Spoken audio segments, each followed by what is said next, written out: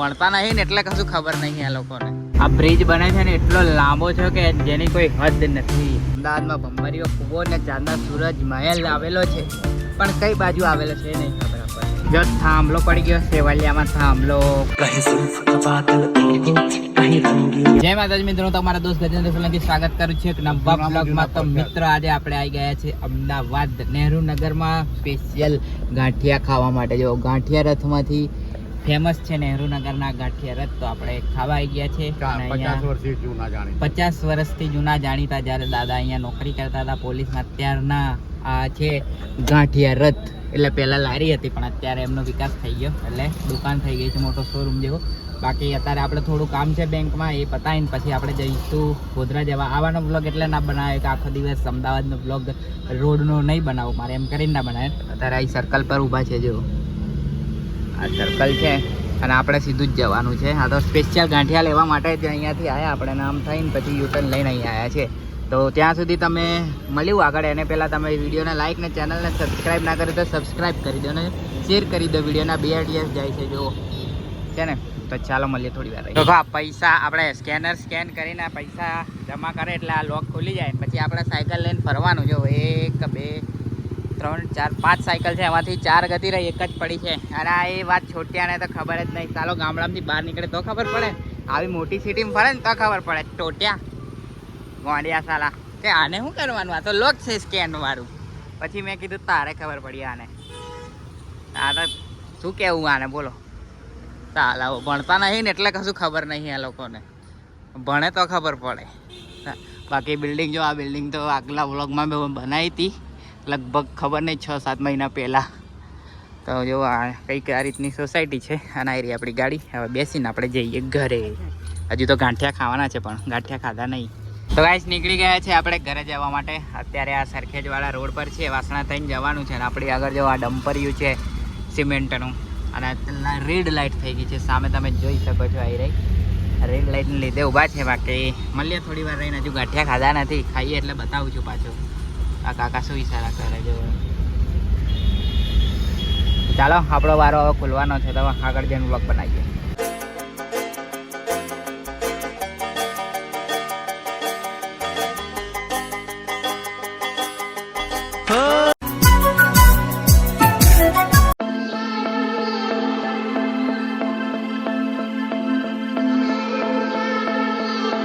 આ બ્રિજ બને છે ને એટલો લાંબો છે કે જેની કોઈ હદ નથી.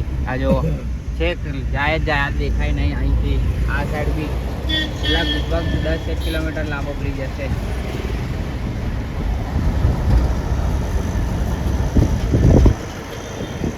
ચાલો નહીં દેખાય, બાકી બહુ જ લાંબો બ્રિજ છે.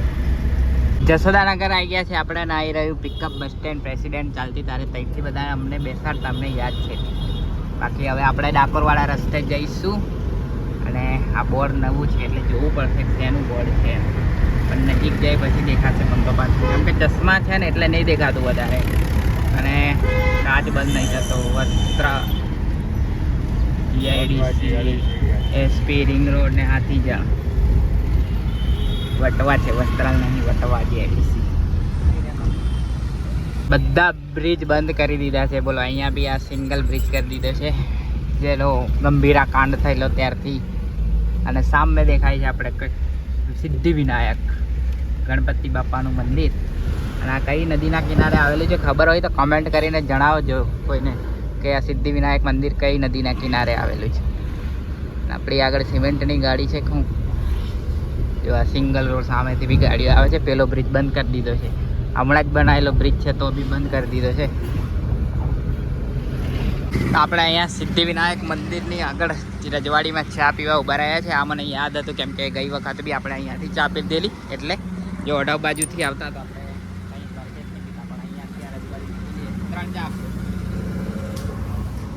તો આપણે રજવાડીમાંથી લઈ લઈએ ચા 3 ચા મારી દાદા 3.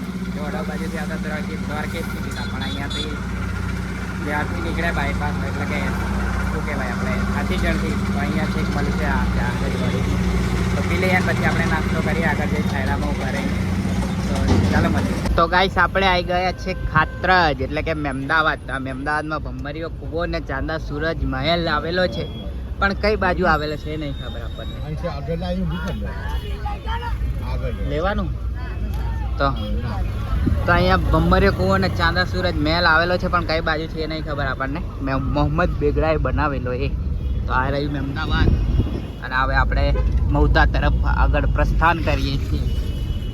તો ચાલો, હજુ તો નાસ્તો કર્યો નહીં, ઠંડો થઈ જશે અંદર અંદર, પણ જગ્યા મળતી નહીં છાયાવાળી.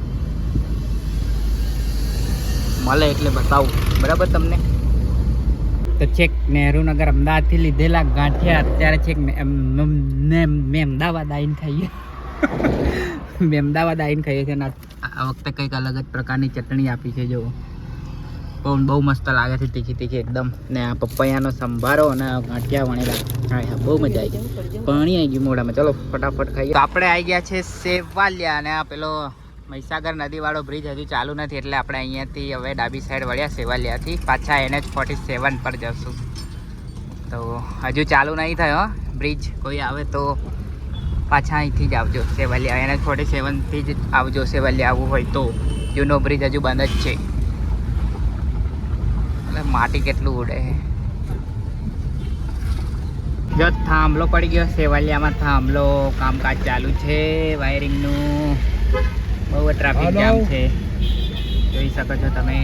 જીબીના માણસો કામ કરે છે, અને એક જ સાઈડનો રસ્તો ચાલુ છે, અને પાછળ ટ્રક વાળો માનતો નથી, ગુસ્સું જ એમ કરે છે. પણ આપણે ધીરે ધીરે પટમાં લઈએ અંદર. અરે તો આઈ તો જા યાર, તમને ખબર વાટે જ નહીં કરી કોઈ.